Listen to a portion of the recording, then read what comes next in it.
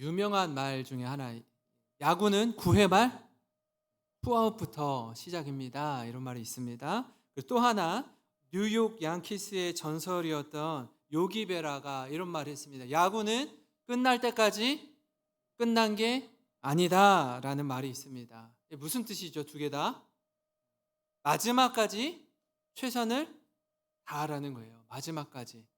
아직 경기는 끝나지 않았다라는 겁니다. 기회가 있을 때 최선을 다하라는 것입니다. 사실 어떤 경우에는요, 너무 결과가 뻔해서 여기 이 상황에서 마저 힘을 내야 되는가? 이런 생각이 들 때도 있어요. 그러나 우리가 그런 아주 유명한 명언들을 통해서 아는 것처럼 가능성이 전혀 없어 보이는 경기를 뒤집었을 때, 그리고 이 경기는, 이 게임은 아무도 이길 수 없다라고 보이는 그 경기에서 이겼을 때, 야구를 비롯해서 모든 스포츠는요, 그런 아주 짜릿한 감동과 전율을 선사합니다. 우리 인생도 마찬가지인 것 같아요. 너무나 불리한 상황, 회복할 수 없는 상처를 극복하고 일어날 때에, 여러분, 우리 자신뿐 아니라 우리와 함께하는 이들에게 아주 커다란 감동과 도전을 줍니다. 아마 이 자리에 계신 분들 가운데서도 절대로 못 일어날 것 같은 상황에 처했던 경험이 있으신 분도 있을 거예요.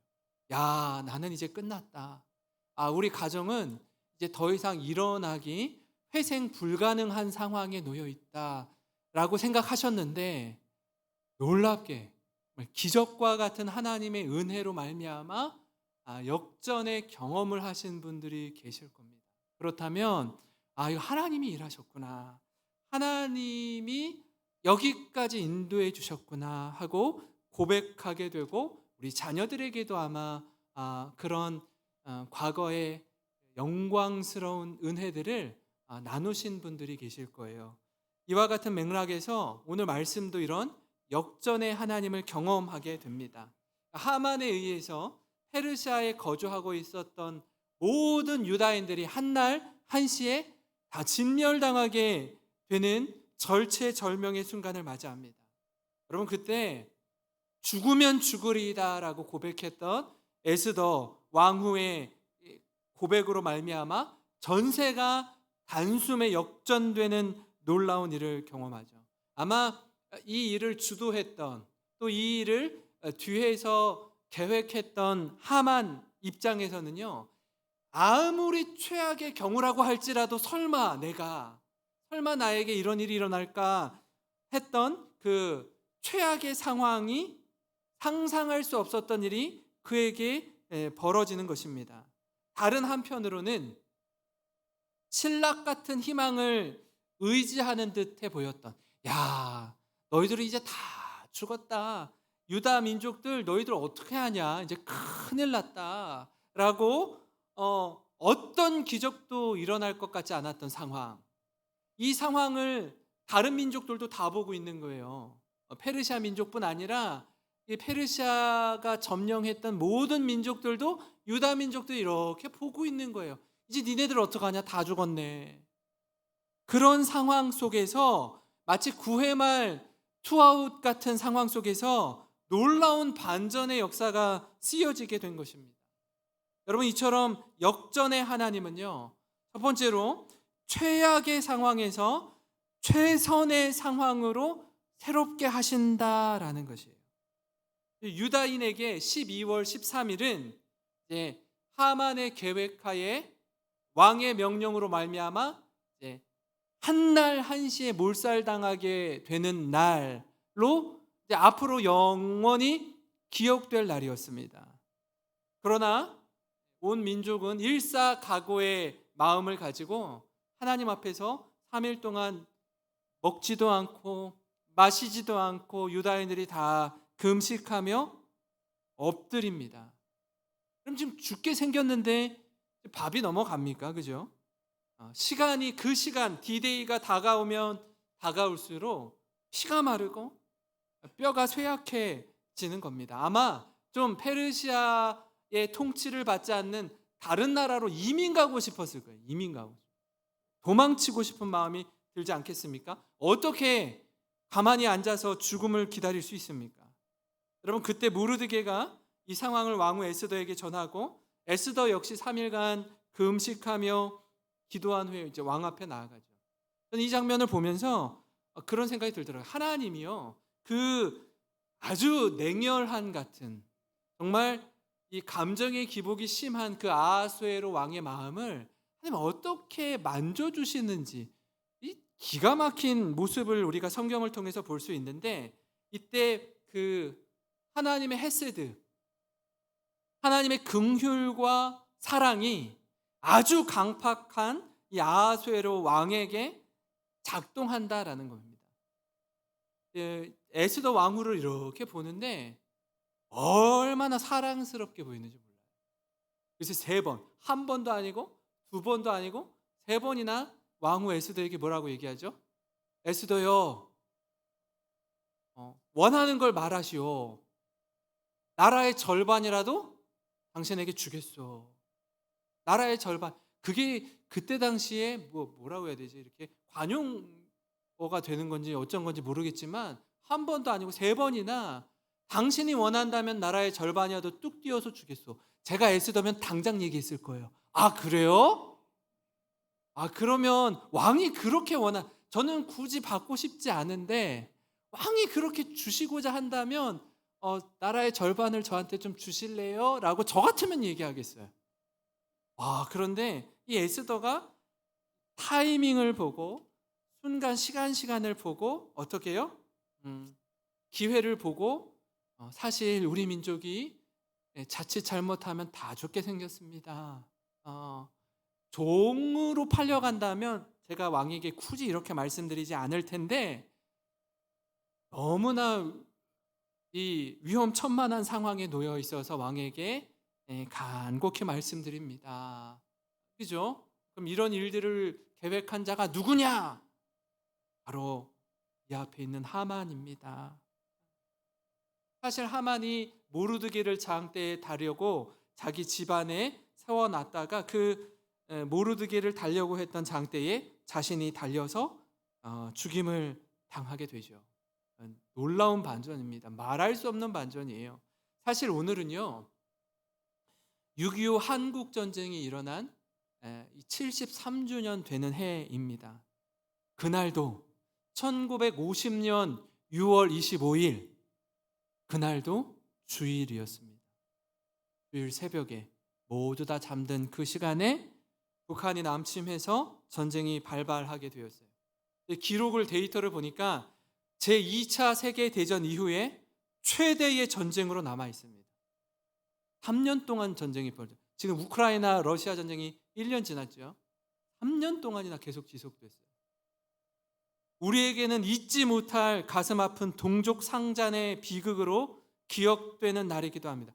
여러분, 잊고 싶어도 지금 여기에 계신 분들 70, 80, 90세 되신 우리 연세 있으신 분들 잊어집니까? 이게 죽을 때까지 잊을 수 없습니다.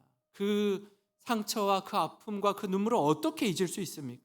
여전히 73년이 지난 지금도 남북한이 둘로 나뉘어져 있는 세계 역사상 유일한 휴전 상태로 남아있는 분단 국가 아닙니까?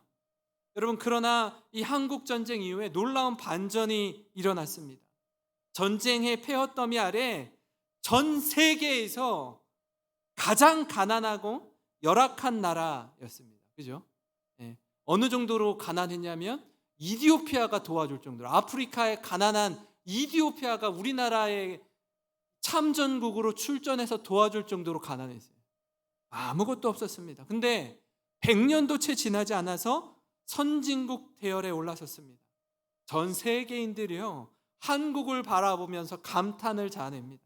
많은 이들이 한국의 발전을 보고 도전을 받습니다.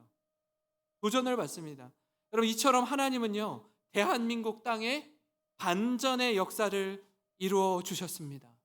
이와 같이 유다인들도 오늘 말씀을 통해서 반전의 역사를 경험합니다. 9장 1절부터 4절을 보시면 아달월 곧 12째 달 13일은 왕의 어명을 시행하게 된 날이라. 유다인의 대적들이 그들을 제거하기를 바랐더니 유다인은 도리어 자기들을 미워하는 자들을 제거하게 된 그날에 유다인들이 아하수에로 왕의 각 지방 각 읍에 모여 자기들을 해하고자 한 자를 죽이려 하니 모든 민족이 그들을 두려워하여 능히 막을 자가 없고 각 지방 모든 지방관과 대신들과 총독들과 왕의 사물을 보는 자들이 모르드게를 두려워함으로 다 유다인을 도우니 모르드게가 왕궁에서 존귀하여 점점 창대함에 이 사람 모르드게의 명성이 각 지방에 퍼지더라. 여러분, 유다인이라면 어찌 이 날을 잊을 수 있겠습니까? 12월 13일 절대 못 잊을 겁니다. 역전의 하나님을 경험하는 거예요.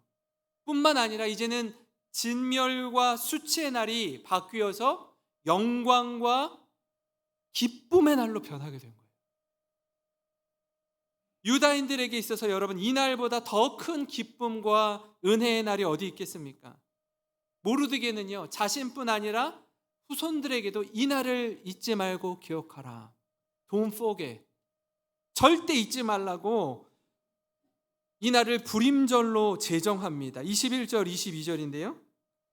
한 규례를 세워 해마다 아달월 14일과 15일을 지키라.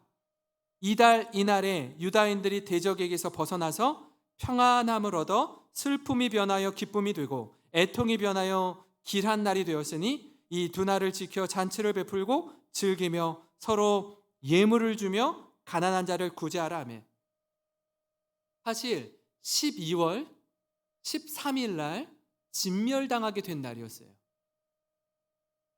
이 날이 아니라 지금 14일, 15일이에요. 13일 날 지키는 게 아니고. 왜 그러냐 하면 13일 날 127개 지방에 있는 유다인들을 대적하려고 했던 자들을 진멸하죠. 하만의 대적들을 진멸합니다. 근데 에스더가 이 13일 하루로 부족한 거예요. 그래서 수산에 있는 대적들을 하루 더 연장해 주셔서 13일뿐 아니라 14일도 좀 연장해 주십시오라고 허락을 받습니다. 그래서 이 13일과 14일 날 대적을 진멸하는데, 그래서 이 두 날 13일 날 끝난 유다인들은 14일을 불임절로 기념하고 13, 14일 날 수산궁에서 살고 있었던 유다인들은 15일 날을 불임절로 지키도록 하기 위해서 14일, 15일 이 두 날을 불임절로 정하게 된 것입니다.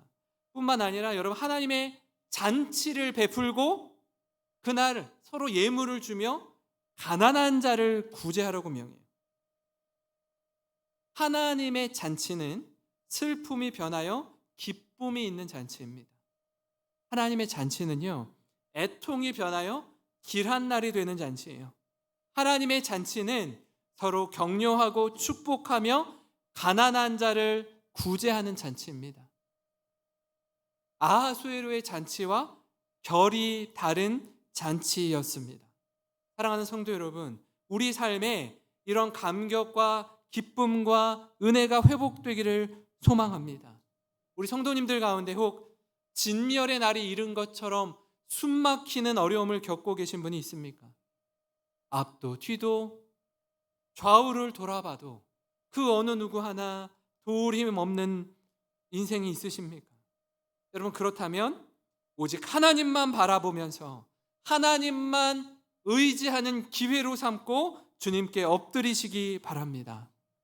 모르드게처럼, 에스더처럼 금식하며 하나님을 구하고 죽으면 죽으리라는 심정으로 기도하고 하나님 앞에 기도하고 세상 앞에 담대한 우리 모든 성도 되시길 주님의 이름으로 축원합니다. 여러분, 그런가 하면요, 역전의 하나님은 역전의 날을 기억하고 기념하게 하십니다. 페르시아에 있는 유다인들에게는요, 이 날은 평생에 잊지 못할 역전의 날이기도 합니다. 뿐만 아니라 우리 부모 세대만 기억하고 기념하지 않고 자녀 세대에게도 영원히 기억하고 기념하게 하는 날이기도 해요. 그래서 모르드게가 유다인들에게 불임절을 지킬 것을 이렇게 명령하는데요. 26절에서 28절입니다. 무리가 부르의 이름을 따라 이 두 날을 불임이라 하고 유다인이 이 글의 모든 말과 이 일에 보고 당한 것으로 말미암아 뜻을 정하고 자기들과 자손과 자기들과 화합한 자들이 해마다 그 기록하고 정해놓은 때 이 두 날을 이어서 지켜 패하지 아니하기로 작정하고 각 지방, 각 읍, 각 집에서 대대로 이 두 날을 기념하여 지키되 이 불임이를 유다인 중에서 패하지 않게 하고 그들의 후손들이 계속해서 기념하게 하였더라. 여러분, 왜 이 두 날이 중요하죠? 이 하나님의 인간의 생각과 계획을 뛰어넘어서 하나님의 일하심을 경험한 날이기 때문입니다. 저들이 지금 비록 페르시아에 거주하고 있지만 저들의 정체성, 하나님의 백성된 삶을 살도록 마음에 계속 새기고 기억하는 날이기 때문에 그래요. 이건 놓치면 결코 안 된다라는 하나님 나라 백성의 정체성을 새기는 날이기도 합니다. 더불어 역전의 하나님이 어떻게 저들의 삶을 인도하셨는지 그 과정 또한 기억하고 기념하게 하셔요. 9장 31절입니다. 우리 같이 한번 읽겠습니다. 시작. 정한 기간에 이 불임이를 지키게 하였으니 이는 유다인 모르드게와 왕후 에스더가 명령한 바와 같이 유다인이 금식하며 부르짖은 것으로 말미암아 자기와 자기 자손을 위하여 정한 바가 있음이더라. 아멘. 인생의 위기를 만날 때 신앙의 선배들이 이 위기를 어떻게 극복해 갔을까? 이걸 기억하고 기념하는 거예요. 금식하면서 부르짖은 뒷모습을 기억하는 겁니다. 이게 너무나 중요해요. 신앙의 다음 세대, 우리 자녀들이 부모 세대를 기억할 때 다른 그 어떤 것보다 위기를 어떻게 돌파하는가에 대한 기억이 선명해야 합니다. 평소에 여러분 자녀들을 향해서 우리가 이렇게 말하잖아요. 예배 잘 드려야 된다. 하나님만 의지해야 된다. 헌금 생활 잘해야 된다. 이웃을 사랑해야 된다. 수없이 많은 말로 자녀를 가르치지만 여러분 정작 자녀들은요. 그렇게 자신들을 양육하고 가르친 우리 부모님의 뒷모습을 보고 배워요. 부모님의 뒷모습을 기억합니다. 그렇게 정답을 기가 막히게 잘 알고 가르쳤던 부모님이 정작 부모님 자신에게 다가온 이 위기를 어떻게 부모님이 돌파해 가는가를 보는 거예요. 우리 부모님이 말로만 그렇게 하는지 정말 위기 상황 가운데 금식하며 부르짖는지 정작 위기의 때에 우리 부모님 가만 보니까 사람 의지하고 재물 의지하고 경험 의지하고 있지는 않은지 정말 하나님이 능력이요 주님이 우리의 모든 것 되시며 하나님만 의지하는지 그 자녀들이 본다고요. 사랑하는 성도 여러분, 우리의 신앙이 자녀 세대에게 계승되기를 간절히 소망합니다. 여러분, 그러기 위해서 가장 먼저 전제되어야 하는 건 뭐냐면 나의 신앙이 어떤지 돌아보는 거예요. 다른 사람 신앙을 알고 하기 전에 내 신앙이 어떤지 돌아보는 겁니다. 자녀를 생각하면 우리 아들 딸 어떻게 하지? 그거는 차치하고서라도 부모의 신앙, 내 신앙이 어떤지 점검하셔야 됩니다. 내가 혹 곁길로 가고 있지는 않은지, 입만 살아있는 명분뿐인 그리스도인은 아닌지 그거 점검하셔야 된다고요. 영혼을 살리고 영혼을 세우는 일에 가장 우선순위는 뭐냐면 내 영혼이 먼저 주님 안에서 만족을 누리는 거예요. 하나님의 인도하심과 주님의 함께하심을 경험하셔야 됩니다. 그래야 비로소 우리를 통해 또 다른 영혼을 살리고 세우는 일에 존귀하게 쓰임받게 될 줄 믿습니다. 제가 우리 할머니의 그 기도를 잊지를 못해요. 저희 할머니는요, 저희 부모님에게 저에게 주신 유산이 거의 없어요. 아무것도 없습니다. 뭐 물려주셨냐면 새벽마다 기도하셨던 그 기도 소리를 물려주셨어요. 나중에 연세가 지긋하셔서 교회를 갈 수 없는 이 건강 상태를 지니셨을 때 저 할머니랑 같이 잤거든요. 집이 좁아가지고. 그 초등학교, 중학교 때 할머니가 시간만 되면 엎드려서 기도하시는 거예요. 정말 무릎을 얼굴에 넣고 얼굴을 무릎에 넣고 그 기도 소리를 들으면서 그 어린 김현웅이 그 기도 소리를 듣고 깼거든요. 그거 물려주는 겁니다. 하나님 앞에서 하나님 우리에게 이 은혜의 날, 이 감격의 날, 역전의 날을 허락해 주신 하나님을 기억하면서 그 기도 소리, 그 기도하는 뒷모습, 위기의 때에 금식하며 하나님께 부르짖더라. 우리 부모님이 하나님께 엎드리더라.